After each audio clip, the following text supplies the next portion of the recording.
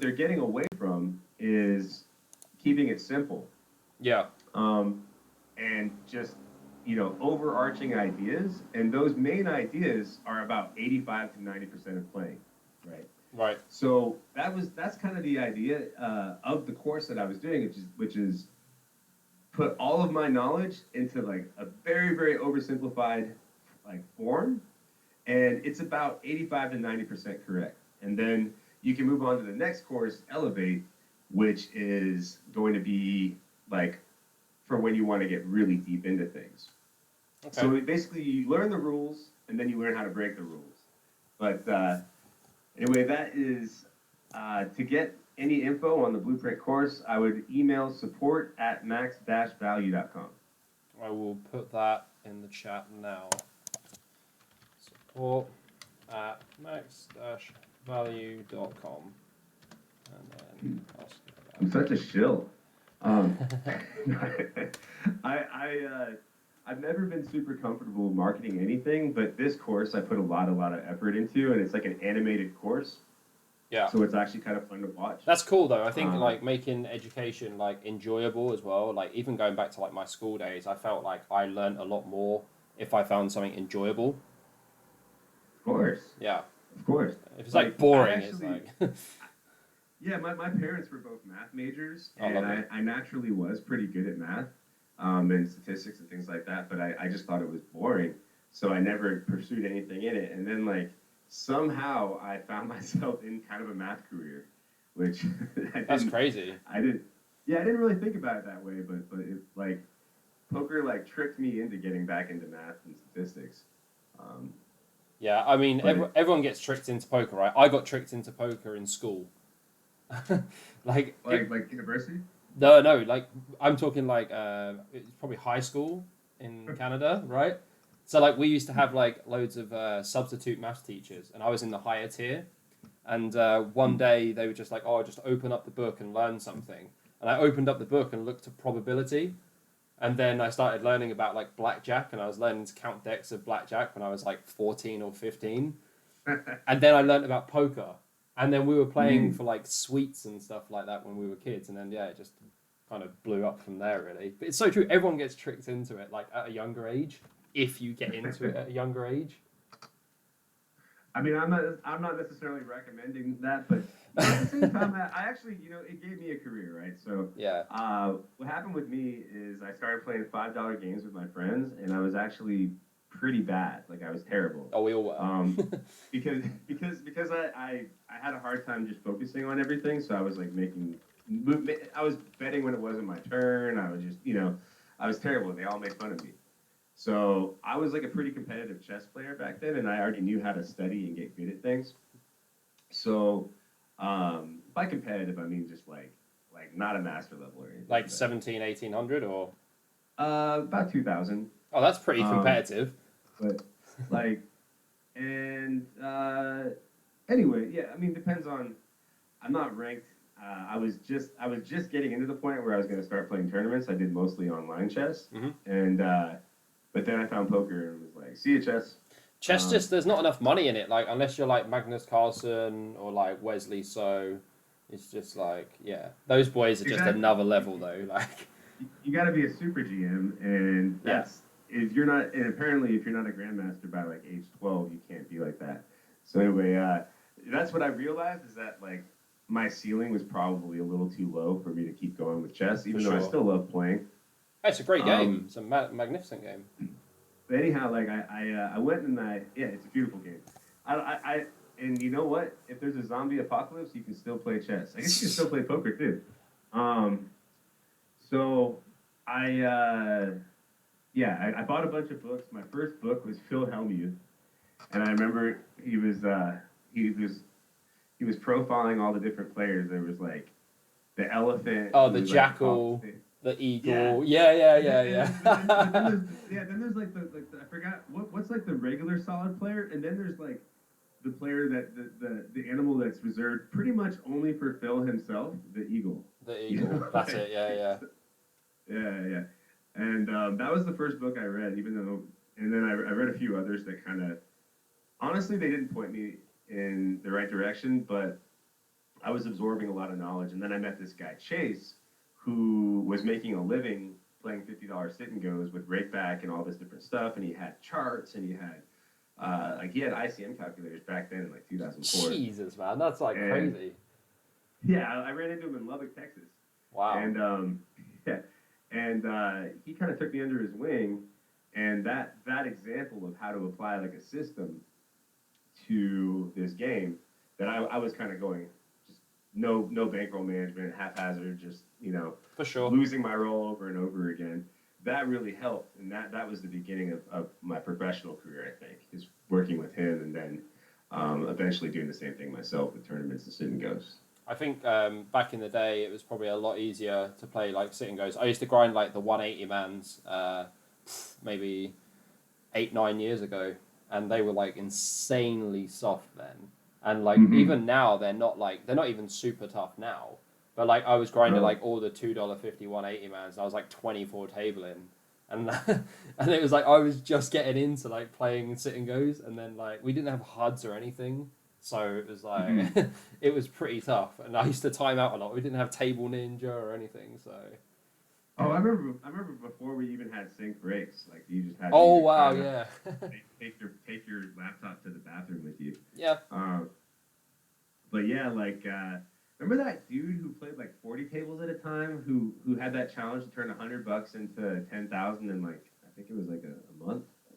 A Coimbra, wasn't it? Andre Coimbra. He used to be a Apestyles pro.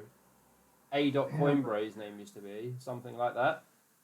Elkie did it as well, though. Elkie did a big one, didn't he? Yeah, Elkie definitely. That was mad. First supernova. Yeah. Yeah, the good old days back when. When rakeback was a thing and not just these horrible gold boxes. They're so trash. It's the worst. It's like you have to just click them at the end of the day, and you're like. You just like hammer it, and then occasionally like $10 will pop up, and you'll be like, "Oh my god, I'm fucking saved." It's so true though, like how poker's kind of like disintegrated in that way, like the rake back and stuff is kind of it's kind of shitty, obviously, but like you got to think supernova players back in the day, like they used to like make a lot of their living off rake back. Everyone did actually. Yeah. I think everyone made money off rake back. Stevie, he started when he was 16 like, with free rolls, never deposited anything, and then he got into sit and goes and just ran it up, and eventually became a Supernova Elite. One of the first. He actually did it double one year, and he had like $1 million before he was 21 just from like grinding the sit and goes and rake back. Yeah, that's insane. And now he is just like. Man, just winning everything. Yeah, he's just an absolute crusher. Yeah.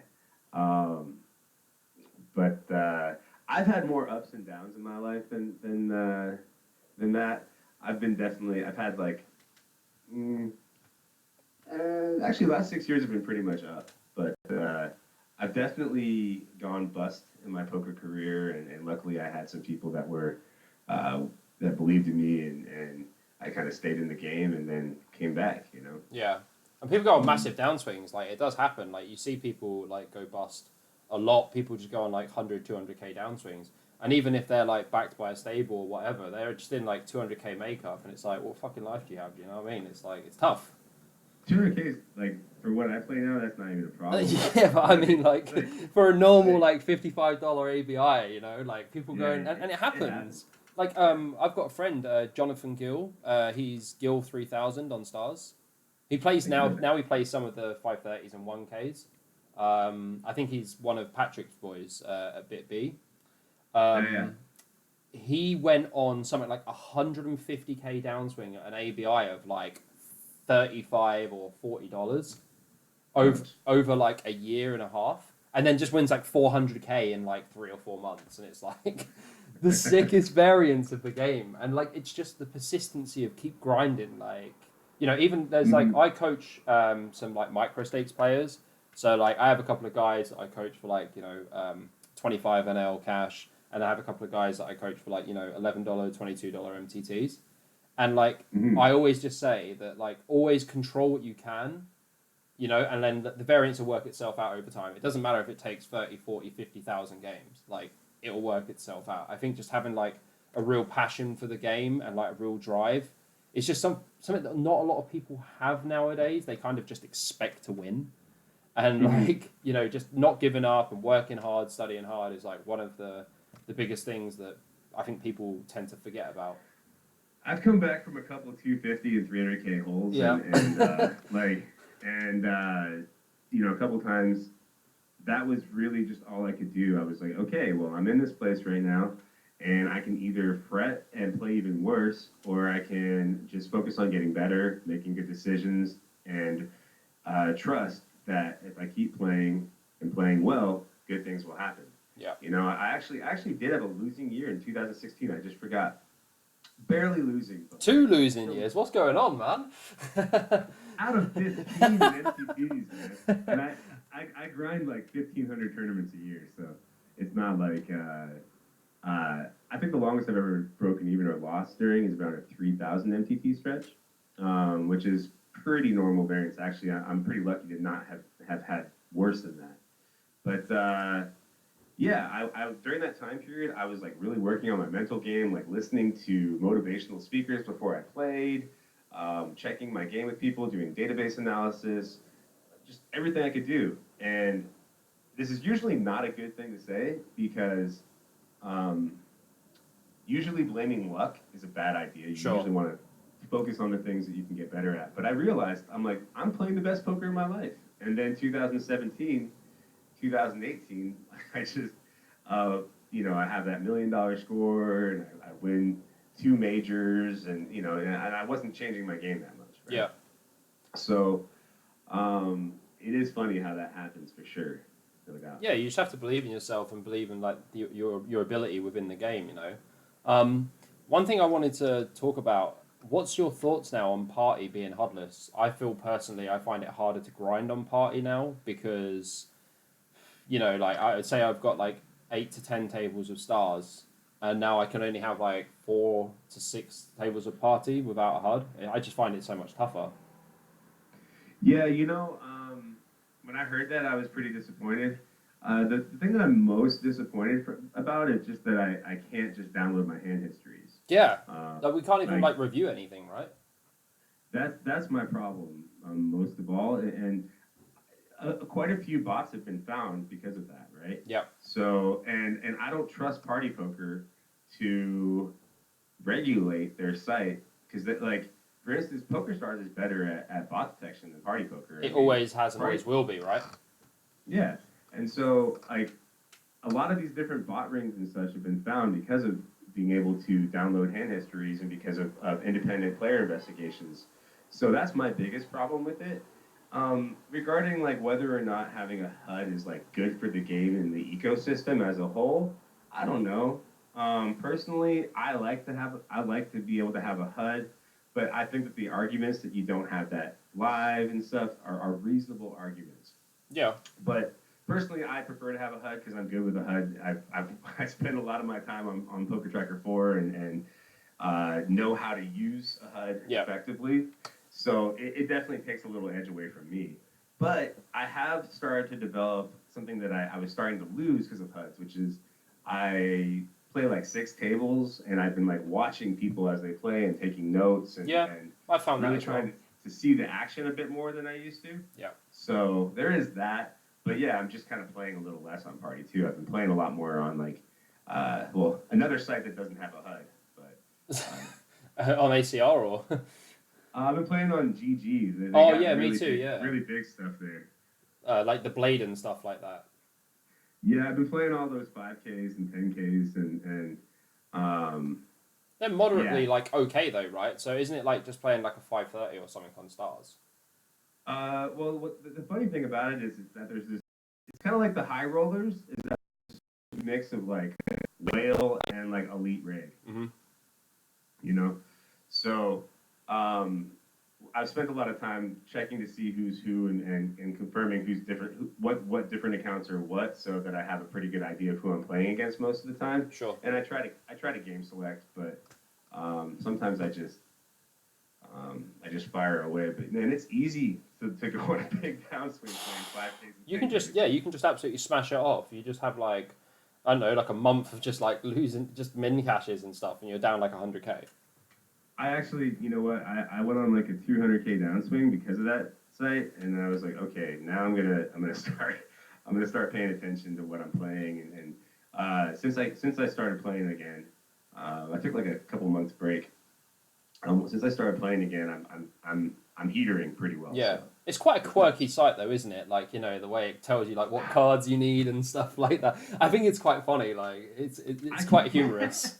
it's, It's like it's you've like got the one type of out, and then it just pings it, and then it just says win, and you're like, well, yeah. that's fucking It's decent. like the type of site that my dad would like, or I don't know, like let me turn off animation. No, I don't want a rabbit hunt. Um, Yeah, it's like what the heck? it's so Um, strange. yeah, my speaking of like my dad, back before Black Friday, he actually it kind of pissed me off when he said this because he was like, "Oh, Black Friday was good for me because my wife's not mad at me anymore and I don't lose any more money." Because he used to like one table sit and goes, Yeah. and he would get like he would fill up a thing of gin and get a cigar and just one table with full animation, he Wow. just yeah, and I tried to teach him so many times, and he's like, "Damn it, I just want to see a flop." I'm like, okay, man.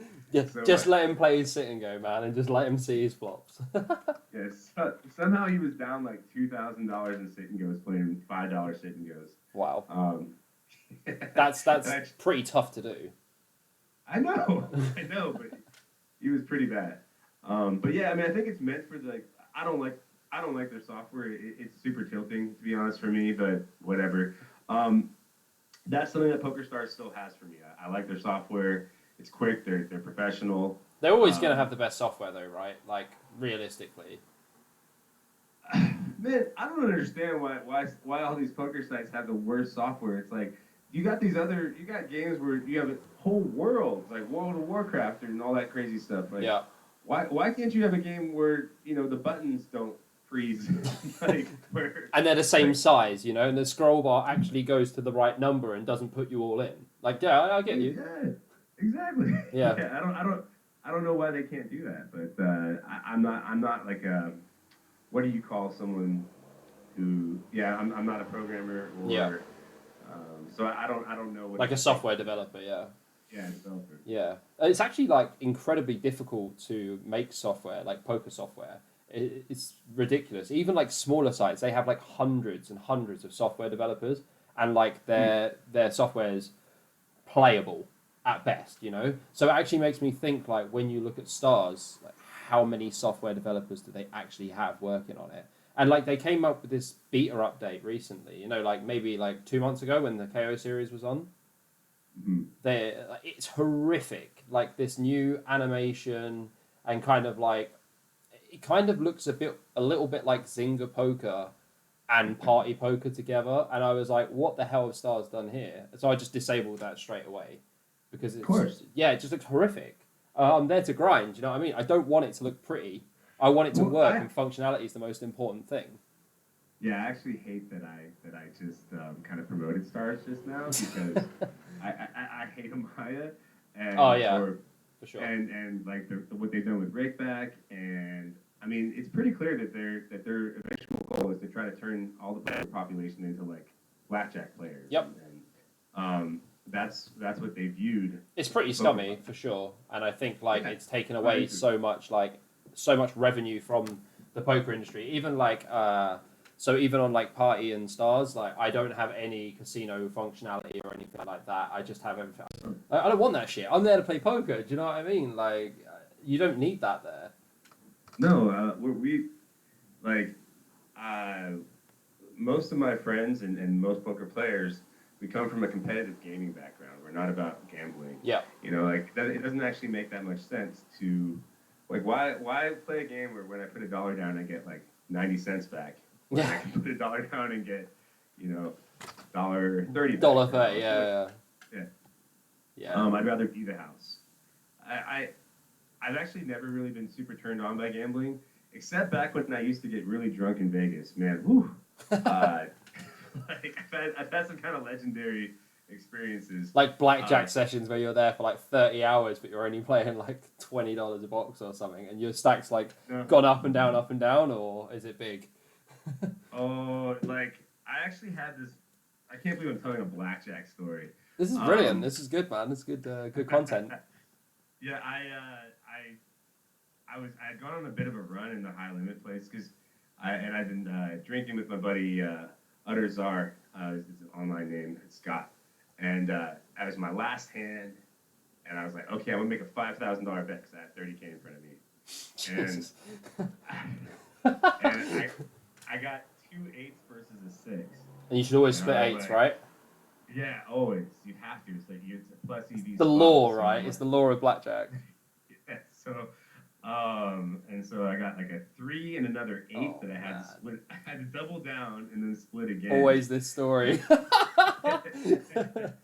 And long story short, I ended up having to put 25K out there. Wow. With all the doubles And, and splits, yeah. Yeah, versus a six too, which is like the best. Yeah, spot yeah, you of can course, get. yeah. And I got a bunch of 20s and like 19s too, which is like incredible. And then the dealer just went like six, five, king for 21 and just wiped me out completely. But I swear to God, right? When shit like that actually happens, you just go, "Well, this is why I don't gamble," right? Like, Yeah, I remember that it was a terrible feeling. 'Cause I didn't have that much money at that point in time, you know, and it was kind of during my like degen going pro stage, and like I just looked at the casino host and I was like, "You got a room for me, right?" Like, yeah, yeah, yeah. I'm just gonna go mope and like. So I just went upstairs and got like free room service and watched like Pixar movies Nice. and cried into my pillow. Was it worth 25K? No, it was absolutely not. I got like an upgraded room out of it. It was pretty sweet. I want a bit more than that, mate. But I mean, like, even like, you know, it's kind of like even like the sweetest room is still at the Rio. Yeah. So it's not. It's not Yeah, it's the not- Rio is just the Rio, right? Do you know what I mean? It's not. Yeah.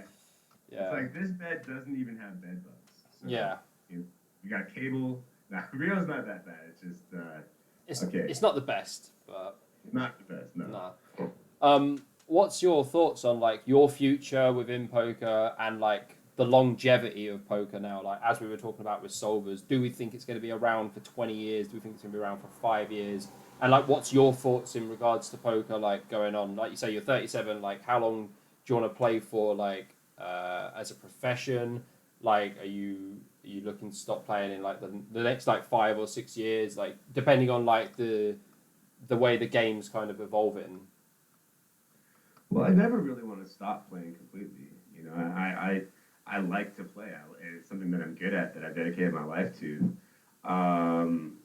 For me, playing became like a second part of my profession, and the coaching and teaching became first for two reasons. Mainly that I wanted consistency, but also because I felt like more of a disconnect from playing all the time, and I thought that you know, even though I'm getting paid for it, I enjoy when I can like allow someone to understand a new idea or turn someone who's not doing so well into crushing. Like I enjoy that experience. So you know, playing is second to me, but I imagine I'm always going to be playing. As far as the future of the game,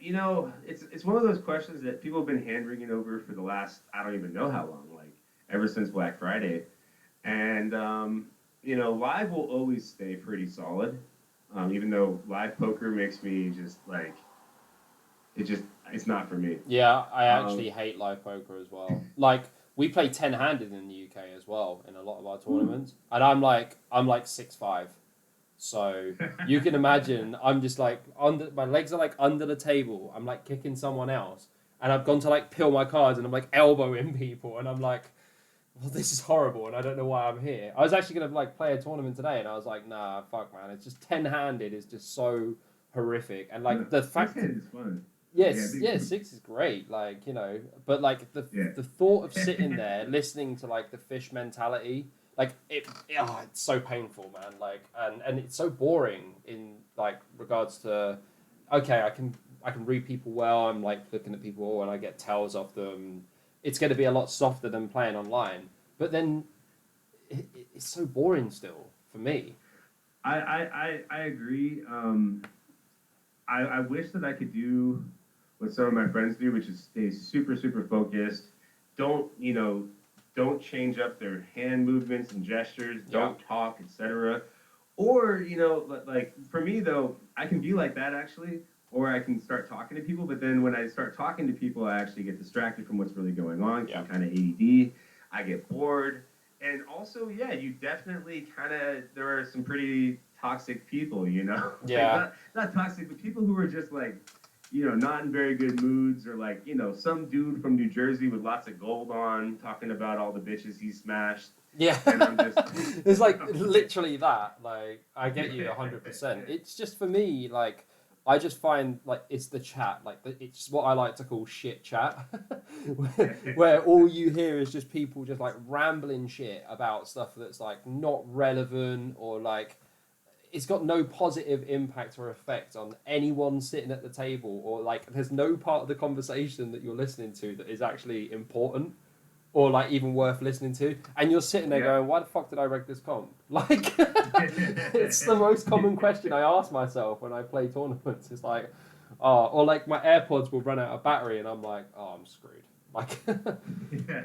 But at the same time, like I've always admired some poker players who come to the table and they know how to engage people, ask the right questions, get the whole table laughing and involved, maybe even get the table drinking yeah, while playing, like the really competitive entertainers, as I poker. like to call Like, them. yeah, well, I think that if you're going to be a live pro, I actually think that maybe there's some argument that should be part of your job description. I Like that. 100% agree with you. I used to grind live cash in London for like the last 2 years. I played online for like 5 and then just took a little break and played live. And like I was like entertaining whales. Like I remember I was playing like this 1-2-5 kind of deep game, and Mm-hmm. the guy was just unbelievably bad. And he was like, "Oh, can I have your burger?" And I was like, "Yeah, sure, man." Just he's losing like 5K in the game.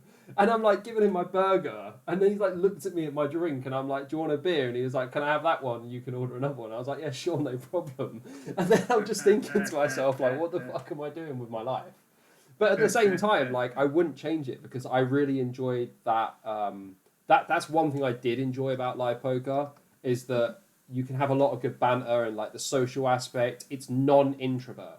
I'm not going to sit there like with my headphones playing like a cash game, have my hood up and and be Mm-hmm. ignorant. Like there's older people there who like want to talk about things that happened in their life, like 50 years ago, me and my wife during the war, and it's like it's nice to listen to that kind of stuff because it makes you feel so fortunate that you're playing this game as a living, right? You're not out there doing like some hard graft driving job or like working in like a labor job, And it's like Mm-hmm. to feel like humble about that.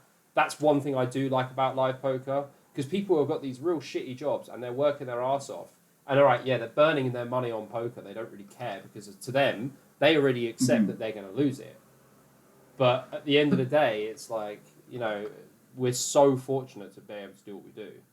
And it's nice to have that, like the humble side. I can tell you're like a very humble guy as well, which is like, it's important because you get a lot of people that just like think they're God's gift when they start winning like a few tournaments online. But you've been around for like so long and, I've never heard like a bad word about you ever anywhere online, which is like quite hard because everyone always ends up doing something to upset someone along the line. I'm sure, I've made a few enemies or whatever, but I appreciate you saying that. Just because like humility is something that I try to have. You know what I mean? It's like, and that perspective that you were talking about is so cool. Like for sure when I'm playing sometimes, like, and I lose, I'm like, oh fuck them, oh, but then like but then I'm like, okay, like you're playing a game in your office, you know, like that, everything that you have is paid for by this game. And like that shift of perspective from like, oh, screw this guy, he's terrible, blah, blah, blah, I should have won that, like to just being like, you know what, like, um, I'm I'm pretty lucky for what I have, and I can either keep going down that sort of pathway of negative thinking and spiraling into that, or I can kind of pull back and keep going and just trying to play the best poker I can play. That perspective shift, I think, is really important for playing like long sessions or playing tournaments, things like that, because there's going to be multiple things that piss you off and For sure, man. and suck outs and things like that, and you have to be able to get past them and keep focusing. Yeah, I mean, like, obviously you've been around for so long, you've seen it all, and like, I've obviously seen a lot. Like when you get like one outed and stuff for like, chip lead pot in the W coop with like 60 left and stuff. Like my friend had it happen to him. He got one outed by Skywalker with like 60 left in the 1K W coop. And like he took it so well, man. It was like unreal, and it just shows like the professionalism. Like I was like railing him, and I saw it happen, and he was just like, oh, it's unfortunate. And like the difference between that person at that moment in time, like it's profession. It's like, all right, it's unfortunate. I'm gonna get this spot again if I keep playing well. And I think if you surround yourself with people like that, then there's no reason why you can't go far. When it's like, oh my God, I've been fucking one outed. Like, yeah, obviously it hurts, and it's like, it's going to hurt, but you just have to just accept it, right? It's true, but somehow, like, and I don't think I did this overnight. I'm not really sure how I did it. It's all about that process-oriented thinking. I got to this point where all I care about is whether or not I made the correct play. 100%. So a lot of the times that's not the case. So I remember like one week I had like one of the best weeks of my life at that point. I was up like 200K on the week. Wow. But I was making tons of mistakes, and I was actually like really upset by it. Yeah. And then I've had other days where I've lost, but I knew that I was playing well the whole time, that I could see the mistakes that my opponents were making that I wouldn't make. And on those kinds of days where I didn't feel like I had, where my mental game was strong, where I didn't make too many unforced errors, things like that, that's when I feel okay. So I've somehow been able I still get a little tilted, but mainly tilted from stuff that I can control. The stuff that I can't control, I just let go, For sure, man. So it is tough though. I think like detaching yourself, like desensitizing yourself from the money. Obviously, when you've had like a lot of decent results and stuff, you've got a very solid bankroll and like your life roll as well. I think that shift as well from when you go from being like grinding your ass off to like if you have like a 20K score, that literally changes your life. So when it goes from that to like a 20K score being like a min cash in a comp or something like that, I think just like I say, like remaining humble and then like understanding that it's still a shit ton of money, right? At the end of the day, but the money becomes irrelevant in the fact that it's just a tool for you to do your job. And like I think it's very hard for a lot of people to understand that. It takes a long time to really desensitize to the money, while also being smart about money in your regular life. I'm not that good at that either, but like being able to just view money as ammo or numbers online, but then in your regular life, not blowing money on stupid crap because it's just a big blind or. Don't we do it all the time, like with dinners and stuff. We're like, oh yeah, it's only like 25 bigs or whatever, or it's 5 buy-ins or whatever. Yeah, and the thing is, it's tough. I'm trying to be more like this guy Jordan BBZ. Oh yeah. Lives in Vancouver, good friend of mine.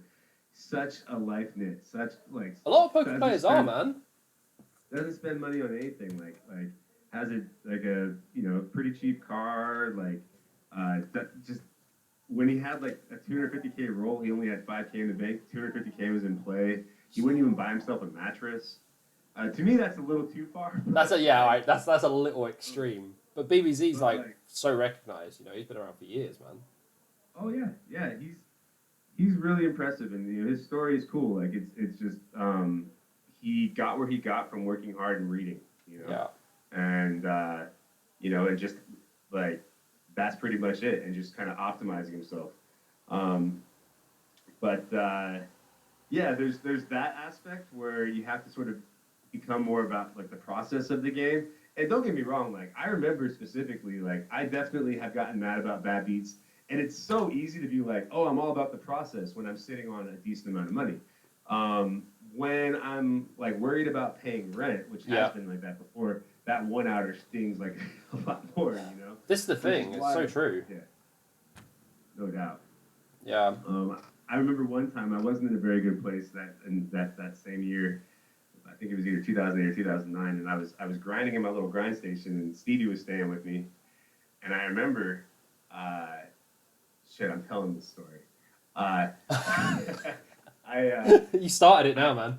yeah, I had a bad beat, and I was like, motherfucker, and like hit. I tried to hit my lap, but I actually like punched myself in the nuts. It didn't help, man. I've definitely Um, done shit like that as well, man. Stevie was just fucking was cracking up. Yeah, and so I still definitely let loose a swear or two when something doesn't go my way, and a lot of the times I also have this other habit of being like, "Oh, you're so terrible," and you know, and I have then tags for that, man. and then oh yeah, little note, slow roll this bastard. But no, like even that though, I try to quit. So I'm Yeah, like, yeah. okay, It's just was negative, that right? actually bad, or or am I just being salty? And a lot Yeah, of times yeah, I'm just being salty. yeah. It's like one thing that I've been trying to do recently because I'm pretty good at pointing out what people do that's bad, is finding what people are doing that's good. Like Yep. what I like about their games, and because it's so easy to um yeah, it's just I have a negativity bias because I'm trying to find things to exploit, right? Sure. But I think that it's also important to be as objective as possible. This is really interesting because this is something that I don't think anyone really like. Not a lot of people are doing. They're looking for like the flaws in someone's game, obviously to exploit them. But I don't think they're specifically looking at good stuff. Like I was in a hand the other day with T Macker, and obviously T Macker's like the goat, right? He's been around for years and he's pretty unreal. And it was only like in the Sunday marathon, but we were like 10 hours plus deep. So obviously, like it's when you're playing T Macker at like 60 big blinds deep, it's not a good life to have, even if he's on your right. And Mm-hmm. like he just absolutely put me in the bin in like a hand, and I was like, the guy's just completely owned me. Like he hasn't done anything special. It's just that I've been thinking about like the hand and like oh, what range do I have? What range does he have? And stuff like that. And he's just completely wrecked me in the hand. And like and I look at that and I go, I wish I could do stuff like that. How can I be as good as him? And it's like a lot of people, like for me, obviously, like I say, you've been around for a long time since even when I first started playing poker. Obviously, we've only just started talking recently, but I've been watching you play for years, and I've been watching like developments and stables and stuff like that, and like your name has been around for a long time. You've even coached a few of my friends, like 100%. Like they were like, "Oh, I had a session with Apestyles. It was fucking sick." You know what I mean? So like, I think it's just nice to be able to like talk like one to one with you, and it's nice to get like quite personal because obviously like you've been an inspiration for me growing up in the game, and a lot of my friends and like even my mates now who are playing these massive games in Macau, Mm-hmm. they still started off grinding $5 comps, $11 comps on stars, and then when we were playing like 109s and we played our first 530s and we saw like the name Ape Styles come up, we are just like, oh fuck, and it's true, man. It's really true. I appreciate that, and this has been fun. Yeah, I actually I love to hear that my coaching is going over well, and I have to admit that I also do love to hear that people hate playing with me. That's my goal. Yeah, you're pretty tough to play against. We've played like a little bit in the past in a few W coops and scoops. But yeah, I've always tried to like just stay out of your way. It's not like I'm always gonna be like that. It's just like I try not to like open too wide. Like if you're in like the big blind or something like that, even if you're out of position, I don't really want to be playing like against you in spots where I know where you're just gonna have like a sim already like pretty much run for this spot, and then I'm just gonna end up getting wrecked in the hand. It's like Well, I would say to you know I like what you're saying, and I definitely don't think that you should go out of your way to play with players who we know are strong players, who are good hand readers, and who also have done quite a few sims. However, when you've done a lot of work on the sims and you've done a lot of work in a lot of different spots, that fear and intimidation can go away Sure. because you know, like if you have a pretty good idea of what the unexploitable frequency is in every spot, you can just play that way, you know, and you don't have to worry too much. And the funny thing is too is that I've looked at some population data in the high stakes, and even some so-called sickos are overfolding or making mistakes in sizing and all kinds of stuff in a lot of different spots. So there's still a long way to go. The game's still beatable, even though it's much, much tougher than it was when money grew on trees in like 2005. But, you know, The good days. it's much tougher than it was, but there's still money to be made. It just takes a little bit more work. And, you know, it used to just be, you just had to not make Yeah, just don't play like a errors. buffoon. Yeah, like that was it. And nowadays it's like, you know, don't blind out. It's just changed, man. It's just like the game's developed so much, for sure. Mhm. For sure. So yeah, you know. Anyway, this has been fun. Uh, don't know who's out there watching or whatever, but I've enjoyed talking to you. It's been a Yeah, great chat. it's been really nice, man. And yeah, don't forget to check support at max-value.com and ask about Blueprint. It's the new course from Max Value that Jonathan has been working on. It's an animated course, and it's going to be a lot of fun. And as soon as it comes out, I will definitely be getting it myself because you can never have enough study material as far as I'm concerned. And you get to actually benefit from all my study in a very short video. And I believe that pretty much everything you need to be a winning player is in there in my post-flop section. We also have a bunch of pre-flop charts, things like that. But the course is not technically out yet, but it's finished. We're just trying to work on setting up the pages and everything. So if you email support at max-value.com, you can get links to the course and some previews, I believe. Ah, yeah. Thanks again. Yeah. All right. Well, thanks for joining us, and yeah, I'll catch you soon. Beautiful. All right. Cheers. Thanks. Good.